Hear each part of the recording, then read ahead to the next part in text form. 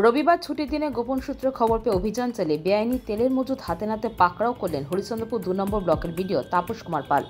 এদিন হরিশ্চন্দ্রপুর 2 নম্বর ব্লক এলাকার ইসলামপুর গ্রাম পঞ্চায়েতের একটি গ্রামে বিডিও তাপস পাল কুমিরপুর ফাঁড়ির আধিকারিকদের নিয়ে অভিযান চালান। আর সেখানে এক ব্যবসায়ীর গুদামঘর থেকে 30 ড্রাম বেআইনি কেরোসিন তেল বাজেয়াপ্ত করেন বিডিও। যদিও ব্যবসায়ী অভিযানের আগে পালিয়ে গিয়েছেন বলে প্রশাসন সূত্রে খবর। এদিকে ব্যবসায়ীর গোডাউনে তালা ঝুলিয়ে দেন বিডিও তাপস পাল।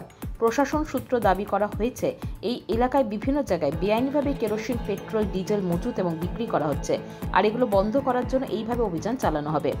আমার কাছে একটা খবর ছিল যে এখানে ইলিগাল ইনফ্লেমেবল সাবস্টেন্স, মানে তার মধ্যে একটা কেরোসিন পড়ে, মানে দাহ্য বস্তু, সেটা স্টক করা হয় এবং সেটা ইলিগাল সেলিং হয়, কনভার্ট করা হয় কেরোসিনকে কালার মিশিয়ে পেট্রোল বা ডিজেল হিসাবে। পুরো ব্যাপারটাই ইলিগাল, কেননা কোনো লাইসেন্স নেই, কোনো পারমিট নেই অথরিটির কাছ থেকে। তো এটা বন্ধ করা, এখানে একজন নয়, আরও 2-3 জনও আছে তারা এটা করে থাকে। তার মধ্যে এটাই আমরা দেখলাম এবং আমরা গোডাউন খোলালাম, যাদের গোডাউন তাদেরকে দিয়ে, এবং দেখলাম ওর মধ্যে এনাফ প্রায় 30 ড্রামের মতো দেখতে পেলাম যে ওখানে কেরোসিন স্টক করা আছে। এটা নিয়ে কি অ্যাকশন নিচ্ছেন স্যার? আমরা আপাতত এটাকে সিল করে রেখে গেলাম, সাথে আর পরবর্তীকালে যা ব্যবস্থা নেওয়া যায়। তবে আরেকটা ব্যাপার যেটা উল্লেখ্য, যে এরা যে এই যে কেরোসিনটা পাচ্ছে বা যেটাই বা কোনো পেট্রোলিয়ামও পাচ্ছে, কোনোটাই তো ওদের আনঅথরাইজড সেলিং করার কথা না।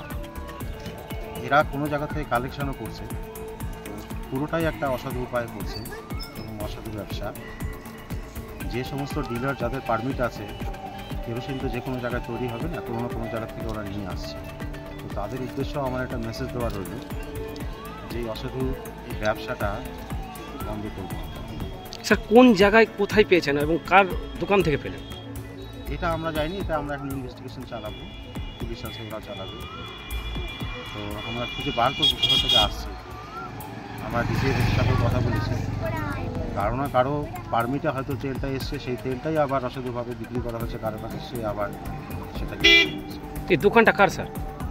দোকানটা আমি নামটা ঠিক জানতে পারি, কিন্তু এই দোকানটার পজিশনটার খবরটাই আমার কাছে ছিল, আমি সেটাই এসেছি, পাইনি। ওর বাড়ির লোক সে চাবি দিয়ে পাঠিয়েছে, সেটা দোকানটা খোলানো গেল, দেখা গেল যে যেটা অভিযোগ ছিল অভিযোগটা। ঠিক আছে। Bureau news Bangla Times.